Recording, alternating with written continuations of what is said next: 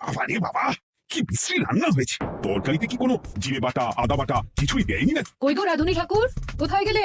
এদিকে এসো। বলুন রানীমা। বলছি তুমি তো রাজবাড়িতে দীর্ঘদিন ধরেই রান্না করছো, কিন্তু ইদানি তোমার রান্না তো বেস্বাদ লাগছে কেন? সেটা আমি বলতে পারবো না, আমি তো আগের মতনই রান্না করি। ছোট মুখে বড় কথা বলছি, আমি কিছু বলতে চাই রানীমা। এই, তুই আবার পাকামো করতে এসেছিস কেন রে? তোকে কি রানীমা ডেকেছেন নাকি? কি বলতে চাইছে শুনেই দেখি না, বলো। রানীমা, এখন আর রাধুনী ঠাকুর আগের মতো যত্ন নিয়ে রান্না করেন না।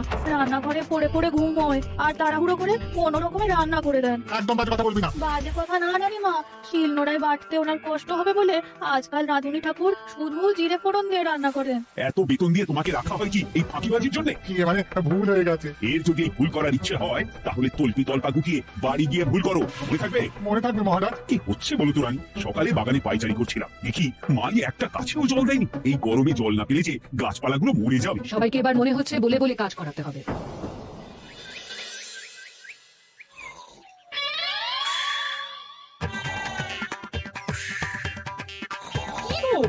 কদিন ধরে তো তুমি শুধু খাচ্ছ আর ঘুমোচ্ছ।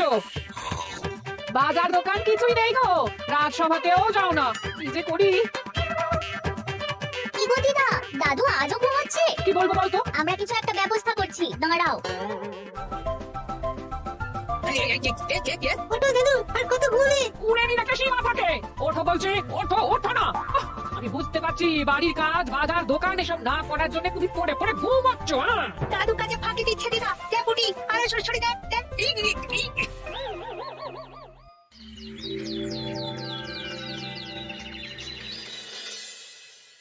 মহারাজের শরীর খারাপ না মন খারাপ? মহারাজ এরকম চুপ করে ঘুম মেরে থাকলে তো রাজপাট সব উঠে যাবে। কিছুই বুঝতে পারছি না। মহারাজ আছেন চুপটি করে, নেই যে মুখে শব্দ।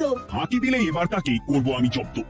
অনেক শুনেছি, আর নয়। মহারাজ কে ফাঁকি দিচ্ছে? আমি তো ফাঁকি দিই না। পণ্ডিত, তুমি দিচ্ছ নাকি ফাঁকি? বৈদ্য, আমি ফাঁকি দিলে সবাই ওই রোগে ভুগে মরে যাবে। আমি তো রোজ সময়ই রাজসভায় আসি, তাহলে আমি বলছি আসল কারণ। রাজবাড়ির রাধুনী ফাঁকি দিচ্ছে, আর 3 দিন ধরে রাজসভায় গোপাল বেপাত্তা। হ্যাঁ, এই গোপাল বেটাই আসল ফাঁকিবাজ। ওকে বরখাস্ত করে দিন। গোপালকে যদি বরখাস্ত করা হয় তাহলে বিপদে আপদে মহারাজের পাশে দাঁড়াবে কে? অসময় মহারাজ বুদ্ধি পাবেন কার কাছে? এই সুযোগ, এই সময় গোপালকে মহারাজের চক্ষুশূল করতে হবে, তাহলে আমি একেবারে জেঁকে বসতে পারবো। মহারাজ, গোপাল ঠিক কতটা ফাঁকিবাজ হয়ে উঠেছে তার কোনো ইয়ত্তা নেই। হ্যাঁ বলুন তো। বেটা গোপাল কোনোদিন সঠিক সময়ে রাজসভায় আসে না, কোনো দিন তো আসেই না, যেমন আজকেও আসেনি। আর না এলে মহারাজকেও কারণটা জানায় না। আপনাকে সম্মান করা তো দূরের কথা, কোনো ভ্রুক্ষেপই করে না। এটা কিছুটা হলেও মন্ত্রী মশাই ঠিক কথা বলছেন। হ্যাঁ, এ তো একদম সঠিক কথা। ঠিক বলেছ। প্রহরী, প্রহরী, বলুন মহারাজ। তুমি আরেকজনকে সাথে নিয়ে এক্ষুনি গোপালকে তুলে নিয়ে এসো। আচ্ছা মহারাজ। বলি তুমি আজকেও রাজসভায় কামাই করবে? অর্ধেক দিন কামাই করলে বেতন কাটা যাবে গো। গিনিমা, গোপালকে মহারাজ ডাকলেন। ওই দেখো, রাজবাড়ি থেকে প্রহরীও ডাকতে এসেছে। ওহ, মহারাজের আদেশ না শুনলে তোমাকে তুলে নিয়ে যেতে বাধ্য হব। আরে দাঁড়িয়ে দেখছিস কি? তুলে নিয়ে চল। ঠিক বলেছিস, তুই হাত ধর আর আমি পা ধরি। আমরা এসব কি গোপাল? তুমি বাড়িতে আছো, ঘুমোচ্ছ, অথচ রাজসভায় আসছো না, কি ব্যাপার? আগে মহারাজ, মস্তিষ্ককে বিশ্রাম দিয়ে বুদ্ধি বাড়াচ্ছিলাম। অনেক ব্যবহার হয়েছে তো, তাই একটু বিশ্রাম দরকার আর কি। আমার পুরো রাজসভাটাই ফাঁকিবাজ। আমি সবাইকে বিদায় করবো, আর গোপালকেও। এই সেরেছে, আমি ফাঁকিবাজ নই মহারাজ। আমি খোঁজ নিয়ে দেখেছি সবাই কম বেশি গায়ে হাওয়া লাগিয়ে ঘুরছে। মহারাজ, আমি তো নদীর পাড়ে বসে শীতল হাওয়া গায়ে লাগাই, তবেই তো ঢেউয়ের মতো আমার ছন্দ আসে। কেউ ফাঁকিবাজ না মহারাজ, আসল ফাঁকিবাজ গোপাল। মহারাজ, আমি যদি দরকারে আপনাকে বুদ্ধি দিয়ে ফাঁকা সময়ে বিশ্রাম দিয়ে ফাঁকিবাজ হই, তাহলে মন্ত্রী মহা ফাঁকিবাজ। কারণ মন্ত্রীর কাজ রাজাকে বুদ্ধি দেওয়া, তা তিনি করেন না বলেই আমাকে দরকার পড়ে। আমি তো ভাঁড়, আমি শুধু হাসাবো, এটাই আমার কাজ। তাতে কি, সেনাপতিও তো সেনাপ্রধান, ওকে যুদ্ধ করে। রাজ্যে শান্তি শৃঙ্খলা বজায় আছে, তাহলে যুদ্ধ করে হবেটা কি? হ্যাঁ, অকারণে পায়ে পা দিয়ে যুদ্ধ বাঁধাবো নাকি? হ্যাঁ, যত সব। যখন তখন বিপদ আসতে পারে, তাই যুদ্ধের জন্য সব সময় সামরিক শক্তিকে প্রস্তুত থাকা দরকার। হ্যাঁ, এটা গোপাল ঠিক বলেছে। সেনাপতিকে তো কোনোদিন সেসব নিয়ে মহড়াও করতে দেখি না। তাহলে দাঁড়ালো 3 জন ফাঁকিবাজ। মূল অভিযুক্ত গোপাল দিন রাত কামাই করে, মন্ত্রী মহারাজকে বুদ্ধি দেয় না, আর সেনাপতি যুদ্ধের প্রস্তুতি নেয় না। এই 3 জনকে আমি বিদায় করবো। এই সেরেছে, এ তো দেখছি বিনা মেঘে বজ্রপাত। না, তবে তোমরা যে ফাঁকিবাজ নও সেটা প্রমাণ করার জন্য 12 ঘন্টা সময় দেব। আমাদের কি করতে হবে? তোমাদের 3 জনকে 3টে খালি বস্তা দেব। প্রত্যেকে ওই খালি বস্তা নিয়ে জঙ্গলে যাবে, আর এই 12 ঘন্টার মধ্যে জঙ্গল থেকে বস্তা ভরে আনবে। একটা বস্তা ভরার জন্য 12 ঘন্টা ঘন্টা সময়? এ তো খুবই সহজ কাজ। সহজ কঠিন জানি না, যে ফাঁকি দিয়ে ফাঁকা বস্তা জমা দিবি বা কিছুটা ভর্তি কিছুটা খালি আনবে, সে সাজা পাবে। আচ্ছা মহারাজ, আমি বস্তায় কি নিয়ে আসবো সেটা কি আপনি দেখবেন? তা দেখবো না, কিন্তু বস্তা ভরে আনতে হবে, আর যা বস্তায় ভরে আনবে তাই নিয়ে সবাই বাড়ি ফিরে যেতে পারবে। তার মানে বস্তাতে যা থাকবে সব বস্তার মালিকই পাবে। একদম তাই। বুঝে গেছি, ভিতরে কোনো গভীর পরিকল্পনা আছে। প্রহরী, প্রহরী, তুমি এই তিনজনকে 3টে বস্তা দিয়ে দাও। যথাজ্ঞা মহারাজ। আর বাকি সভাসদেরা আজকে রাজসভাতেই থাকুক। ওরা 3জন আসবে, ওদের বিচার হবে, তারপর ফিরবে। আমাদের খাওয়া দাওয়া তাহলে রাজবাড়ির তরফ থেকেই দেওয়া হবে মহারাজ। হ্যাঁ,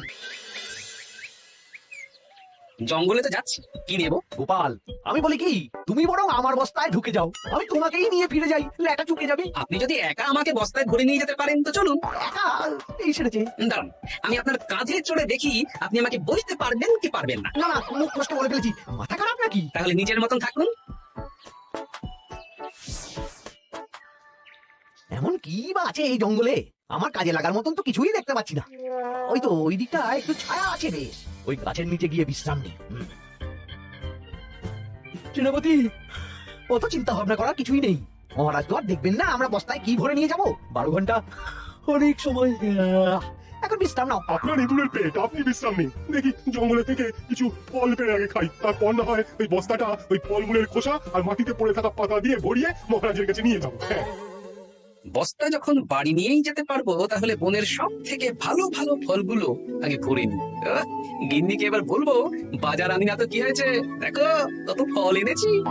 যাই, এর থেকে কিছু মহারাজকে ভেট দেব, মহারাজ বেশ খুশি হবেন।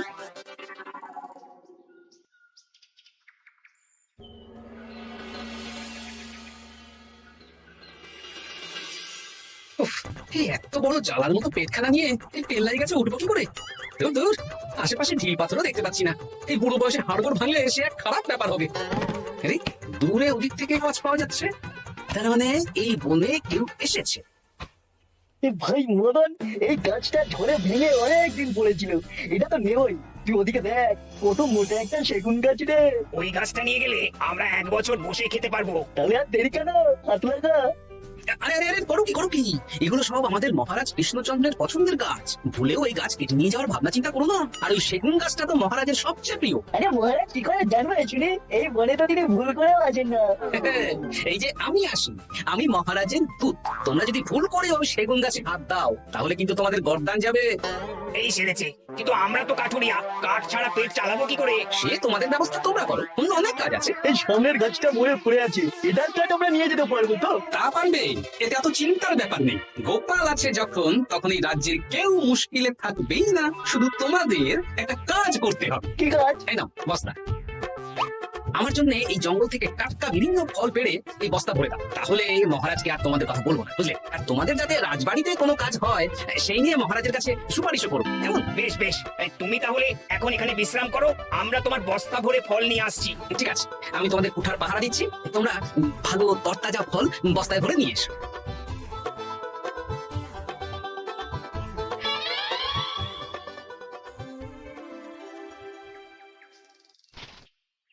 ব্যাস ব্যাস ব্যাস, আমার বস্তায় পাতা ভরা হয়ে গেল, এবার যেতে হবে। আমারও বস্তা ভরা হয়ে গেছে মন্ত্রী মশাই। হ্যাঁ, কটা ফল খেলাম আর কটা ভরে নিলাম, আর বাকি জঙ্গলের পাতা ভরে ফেলেছি। হ্যাঁ, আবার কি কি ভরেছি আর কি ভরে নিয়ে সেসব তো মহারাজ আর দেখতে যাবেন না। তাহলে আর দেরি কেন, চলুন হাঁটি হাঁটি পা পা করে এগিয়ে যাই। এটা তো গোপালকে তো দেখতে পাচ্ছি না। ও বেটা যা কুড়ে, হয়তো এখানে এসেও ঘুমিয়ে পড়েছে। আবার কালকে সকালবেলা উঠবে।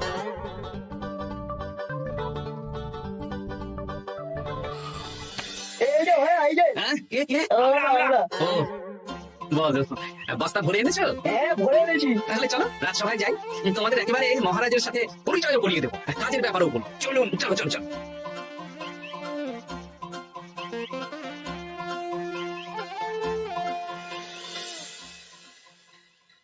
দেখা যাক মন্ত্রী, সেনাপতি, গোপাল কখন বস্তা ভরে আনে। এই তো চলে এসেছি, বিশ্রাম নিলাম, বস্তাও ভরে ফেললাম।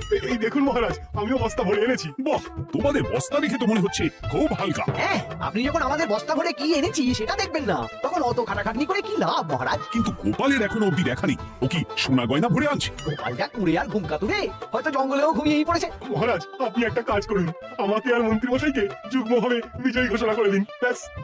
এত তাড়া কিসের? বাবা বাবা বাবা, তোমরা তিনজনেই বস্তা ভরে এনেছো, আমি খুব খুশি। আমার কথা শুনে কাজ করেছো, তোমরা তিনজনেই বিজয়ী। এবার বাড়ি যাও যাও। গোপাল কি করে বিজয়ী হয় মহারাজ? এই বস্তা ভরে নিয়ে আসাতেও তো ওর ফাঁকিবাজি ধরা পড়ছে। কিসের ফাঁকিবাজি? এই যে দুটো লোক তোমার হয়ে বস্তা বয়ে আনলো, সে তো মহারাজ সহ আমরা সবাই দেখতেই পেলাম। তো ঠিক, গোপাল নিজের হাতে বস্তা ভরে আনেনি। মহারাজ বস্তা ভরে আনতে বলেছেন, আমি এনেছি, এখানেই কথা শেষ। আমি কাকে দিয়ে বস্তা ভরালাম, কে আমাকে সাহায্য করলো, সেসব তো কোনো শর্ত আরোপ করা ছিল না। কিন্তু পরীক্ষাটা তো কে ফাঁকিবাজ সেটা প্রমাণ করার পরীক্ষা। এখানে তো তুমি ফাঁকি দিলে গোপাল। এটাও ঠিক কথা, তাহলে গোপালের শাস্তি পাওয়া উচিত। মহারাজ, আপনার শর্ত ছিল সেই ফাঁকিবাজ বলে প্রমাণিত হবে যে বস্তা খালি আনবে। এখানে আপনি একটা ছোট্ট ভুল করেছেন মহারাজ। বস্তায় কি আছে সেটা দেখবেন না, আগেই বলে দিয়েছেন। তা তো বলেছি। আপনি নিশ্চয়ই জানেন, পাঠশালায় কিছু ছাত্রছাত্রী থাকে যারা পড়ার বইয়ে মুখ বুজে বসে থাকলেও পড়ায় তাদের মন থাকে না, মাথাতেও পড়া ঢোকে না, তাই সেই পড়া তাদের কোনো কাজে লাগে না। কি পণ্ডিত মশাই, এদেরকেই তো বলে ফাঁকিবাজ। বিলক্ষণ, এরাই ফাঁকিবাজ। ধন্যবাদ। তেমনি আমি যদি বলি সেনাপতি আর মন্ত্রী মশাই ওই ফাঁকিবাজদের মতনই ফাঁকি দিয়ে বস্তা ভরেছে, তাই ওদের বস্তা এত হালকা। সে তো আমি বুঝতেই পারছি। কিন্তু আমার বস্তায় যা জিনিস ভরে এনেছি তা একার পক্ষে সংগ্রহ করা মুশকিল ছিল, তাই আমি দুজনের সহযোগিতা নিয়েছি। মহারাজ, আপনি কি বস্তা খুলে দেখবেন নাকি? না না, আমি খুলে দেখলে আমার কথার খেলাপ হবে। এবার তো দেখছি আবার তিনজনের পরীক্ষা নিতে হবে। হ্যাঁ, নইলে প্রকৃত ফাঁকিবাজ কি সেটা প্রমাণ হবে না। কিন্তু ফাঁকিবাজ ধরার উপায় কি? মহারাজ, আমরা বরং আমাদের বস্তা নিয়ে বাড়ি না গিয়ে একদিন কারাগারেই থাকি, আর তাতেই প্রমাণ হবে এই বস্তায় সত্যি কি আছে যা আমাদের নিজেদের কাজে লাগবে। এটা ভালো বুদ্ধি। মহারাজ তখনই কারাগার থেকে আমাদের মুক্ত করবেন যখন আমরা আর থাকতে না পেরে ডাক দেব। আর যে আগে বেরোতে চাইবে সে সব থেকে বড় ফাঁকিবাজ, মানে যে আগু পিছু না ভেবে কাজ করে। বেশ, তাহলে তাই হোক। মহারাজ, কারাগারে শুধু জল ছাড়া আর কিচ্ছু দেওয়া হবে না, কারণ বস্তায় তো আর জল থাকতে পারে না। না না, তা কি করে হয়? শুধু জল? হ্যাঁ, আমি তো লোককে দিয়ে বস্তা ভরিয়েছি। আপনারা নিজে কি এমন কাজের জিনিস ভরেছেন সেটাই প্রমাণ হবে। বেশ, তাহলে তোমরা কারাগারে যাও। প্রহরী, ব্যবস্থা করো। আর এই দুজন কাঠুরিয়া বেশ কর্মঠ মহারাজ, যদি কোনো রাজবাড়ির কাজ থাকে এদের দিয়ে করাতে পারেন। আমার বাগানের মালিটা খুব ফাঁকি দিচ্ছে, তাহলে ওদের সাথে কথা বলে নিচ্ছি। যাও যাও, তোমরা কারাগারে যাও।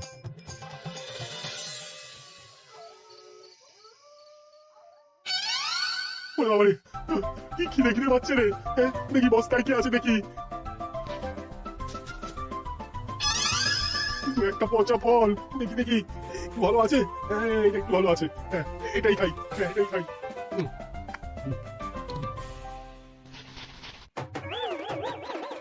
আমি তো শুধু পাতা ভরেছি। কি শুনেছি, আমাকে কি জল খেয়েই কাটাতে হবে?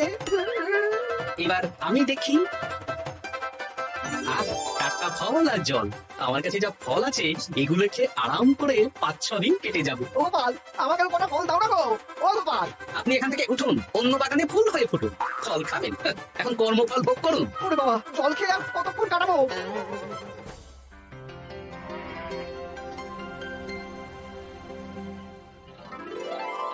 উফ, পেটটা চুইচুই করছে, কি খিদে পেয়েছে না। আমি আমি বাড়ি যাবো। আপনি বাড়ি যাবেন? হ্যাঁ। তাহলে বেরিয়ে আসুন, বেরিয়ে আসুন। বেটা গোপাল কায়দা করে এমন শর্ত দিতে বললো, পুরো ফেঁসে গেলাম। আমার তো খাওয়ার মতন তেমন কিছু নেই, আমিও এখানে থাকবো না। আমি এখানেই আছি, ফল খাবো, জল খাবো, আর প্রকৃতির ডাক এলে একটু বাইরে যাবো।